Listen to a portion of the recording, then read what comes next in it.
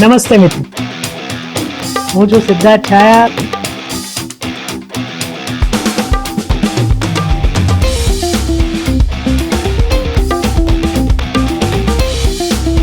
તો સ્વાગત છે તમારું સિટ ટોક્સમાં.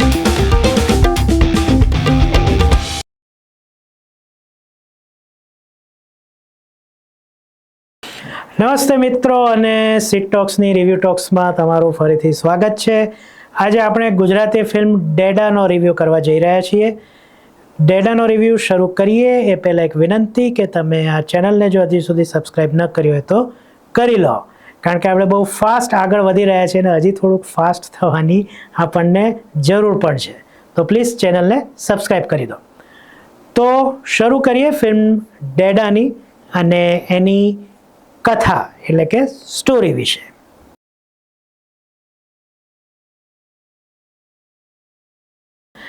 ડેડાની સ્ટોરી એક ગુજરાતી રાઇટર ઉપર છે, જેની એક વાર્તા અતિશય પોપ્યુલર થાય છે અને પછી સંજોગો એવા બને છે, એટલે એટલી પોપ્યુલર થાય છે કે એને લાખોમાં એનું વળતર મળે છે, જેને રોયલ્ટી કહેવામાં આવે છે. પણ અચાનક એવા સંજોગો બને છે કે એની પાસે એની દીકરીની જે એટલે એની વાઈફની જે ડિલિવરી થાય છે, એ દીકરીને ઘરે લઈ જવા માટે ડિસ્ચાર્જ માટે ના પણ 4-5 લાખ રૂપિયા હતા નહીં, અને એના પરથી પછી એ પોતાની છોકરી માટે એ શું કરી શકે છે એની આખી આ વાર્તા છે. તો આ હતી ડેડાની સ્ટોરી ટૂંકમાં, અને હવે આપણે કરીએ ડેડાનો રિવ્યૂ.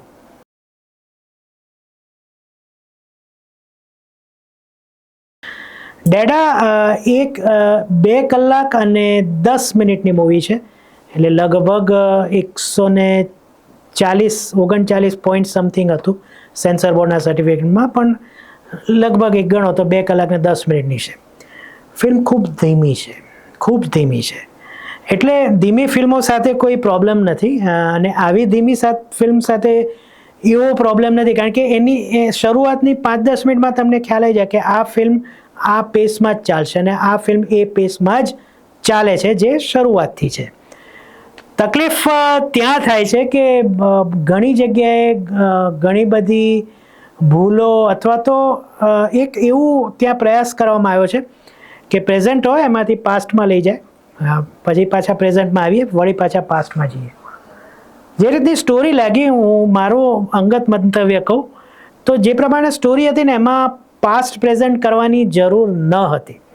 એટલે ઘણીવાર શું થાય કે લેખક હોય, એટલે સ્ક્રિપ્ટ રાઇટર હોય કે ડાયરેક્ટર, એને આમ ઉમંગ હોય, એક જાતનો ઉત્સાહ કે આપણે કંઈક નવું કરીએ એમ, એટલે આ રીતના પાસ્ટ પ્રેઝન્ટ એવું કરીએ, પણ એની જરૂર ન હોય. જો સ્ટોરીને ડેવલપ કરવામાં આવી હોત કે પ્રેઝન્ટમાંથી ધીમે ધીમે શું તકલીફ પડે છે, અને છેલ્લે એ જે કરે છે ગૌરવ પાસવાલા, જે આમાં અખિલ પાઠકનો રોલ કરે છે, જો એ પ્રમાણે સ્ટોરી મેન્ટેન કરવામાં આવી હોત તો ફિલ્મ આટલી બોરિંગ ના લાગત. જી હા, જ્યારે ટ્રેલર જોયું ત્યારે એમ લાગ્યું કે એક અલગ પ્રકારની ફિલ્મ લાગે છે. ગુજરાતી ફિલ્મમાં આ પ્રકારનો વિષય આવ્યો નથી, પણ અહીંયા મજા ના આવી, ટુ બી વેરી ઓનેસ્ટ. હું ગતિને આના માટે હું જરાય એને હું જવાબદાર નથી માનતો. ફિલ્મ ધીમી છે, પણ એની ગતિ એ જાળવી રાખે છે પહેલેથી. એટલે એવું નથી કે ફર્સ્ટ હાફ ફાસ્ટ હોય ને પછી ડાઉન થઈ જાય, એવું નથી. એક જ ગતિએ ચાલે છે. પણ મને એ કનેક્ટ ન થઈ મૂવી કોઈ પણ રીતના. એના ઘણા બધા કારણો છે. એક કારણ મેં ખાસ નોંધ્યું છે, ગુજરાતી ફિલ્મોમાં બહુ જ સુધારાની જરૂર છે. એક તો સ અને શ આ ત્રણમાં બહુ જ મહેનત કરવાની જરૂર છે. કોઈ વ્યક્તિને તમે રાખો કે કોઈ ડાયલોગમાં શની જગ્યાએ સ બોલી જાય તો એને ટપારો અથવા તો એને રિક્વેસ્ટ કરો કે આ સારું નથી લાગતું. મારા જેવા જે ઓલ્ડ સ્કૂલના છે એને અહીંયા ઘા વાગે છે રીતસર. બીજું, આ ફિલ્મમાં મેં જોયું તો અમુક નૂનાની પણ ભૂલ હતી, એટલે જ્યાં નું હોવું જોઈએ ત્યાં નોનો ઉપયોગ થયો છે. આવું પણ 2-3 જગ્યાએ થયું છે. એટલે વસ્તુ અહીંયા આ છે. બીજું, સુરત શહેર દેખાડ્યું છે. ફિલ્મ જોતા પહેલાં મને ખબર પડી હતી કે આ ફિલ્મમાં સુરત છે, તો મને એવું લાગ્યું કે ચલો સુરત છે તો કંઈક અલગ જોવા મળશે. પણ સુરતને બહુ ઓછું દેખાડવામાં આવ્યું છે. અને એની કોઈ કહેવાય ને કે આઇકોનિક બિલ્ડિંગ્સ પણ નથી દેખાડી કે જેનાથી આપણને એવું લાગે કે વાહ, સુરત આપણે પહોંચી ગયા. તો આ પણ એક ભૂલ છે. બીજું, સ્ટોરી કહેવામાં જે તકલીફ પડી રહી છે એ એવી છે કે બહુ પ્રિડિક્ટેબલ લાગે છે કે આના પછી આ જ થશે અથવા આવું જ થશે. છેક સુધી પ્રયાસ એવો છે કે એક પાત્રને જે મેઇન કલ્પ્રિટ છે એ છેલ્લે જાહેર થાય, પણ એ પહેલેથી ખબર પડી જાય છે કે એ કોણ છે. એટલે ટ્રીટમેન્ટમાં ઘણી બધી મને ભૂલ લાગી અને એને કારણે મને આ ફિલ્મ બહુ ધીમી લાગી. તો આ તો રિવ્યૂ, અને હવે આપણે વાત કરીએ 2-3 વાત ટેકનિકલ્સની.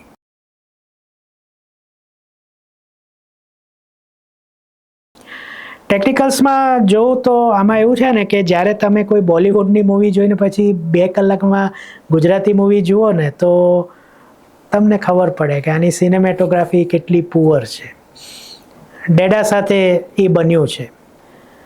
એની પહેલાં 2 કલાક પહેલાં મેં મેટ્રો ઇન દિનો જોઈ અને પછી 2 કલાકમાં જોવા મળી, એટલે કદાચ એનું કંઈ કારણ હોય, પણ મને આની સિનેમેટોગ્રાફી બહુ પુઅર લાગી.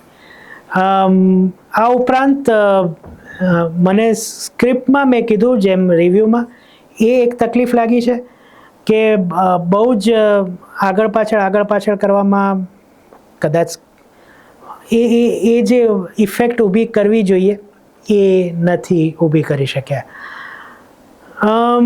જે વસ્તુ હતી કે ડેડા એટલે દીકરી માટે છે કે પછી, હું નહીં કહું કારણ કે આ એક સ્પોઇલર છે, તો એના માટે આ વાત ચાલી રહી છે. ડેડા પણ કયા ડેડા, એ એક સવાલ મને અત્યારે પણ રહ્યો છે. આને કારણે મેં કીધું એ પ્રમાણે ડાયરેક્શનમાં પણ ઢીલાશ દેખાય છે. લોકો સાથે અથવા એટલીસ્ટ મારી સાથે આ ફિલ્મ કનેક્ટ નથી થઈ શકી, આટલો ઇમોશનલ સબ્જેક્ટ હતો. એટલે આ બધા પાસા જોઈએ. ગીતમાંથી એક ગીત તો એટલું આમ વાગે છે જે આમ જોશમાં ગાવામાં આવ્યું છે. બાકી કંઈ ગીતોમાં કંઈ ખાસ નથી. બીજી એમ ઓકે છે. બસ, તો આવું બધું છે. એટલે કંઈ ખાસ ટેકનિકલ્સમાં પણ કંઈ ખાસ મારે કહેવા લાયક રહ્યું નથી. ટેકનિકલ્સ પછી આપણે વાત કરીશું કલાકારી અથવા તો એક્ટિંગની.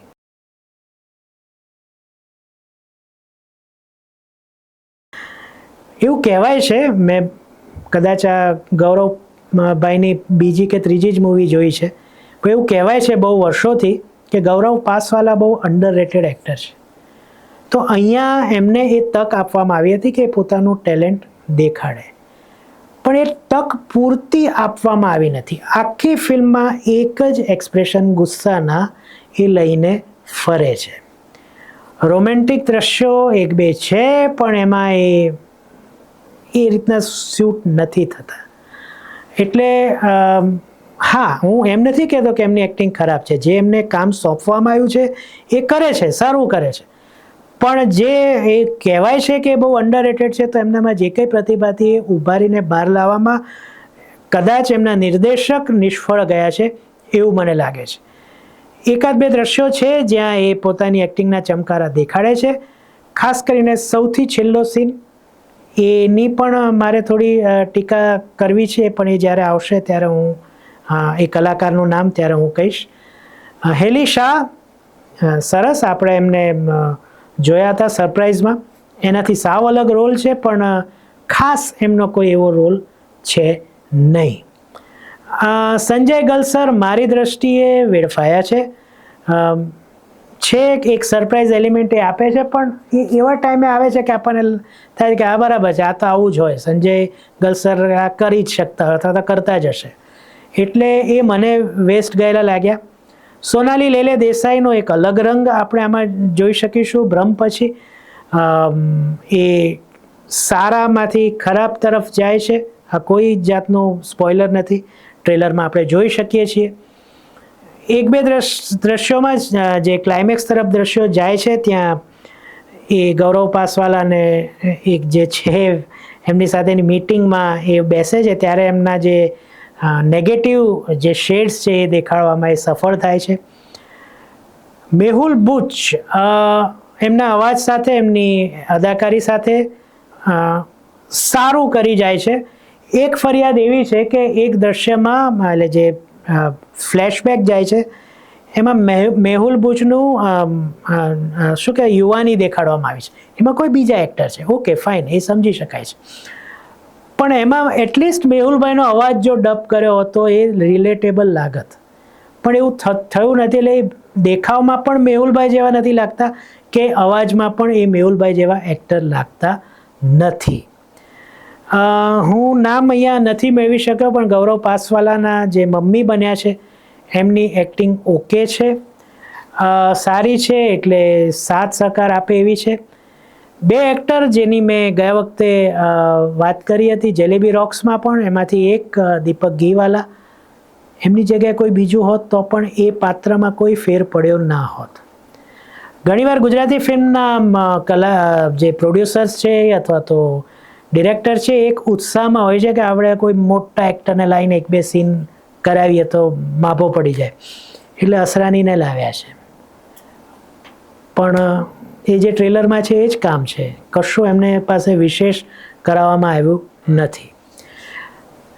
છેલ્લે ચેતન દૈયા આવે છે, એક 5-7 મિનિટની એમનું છે.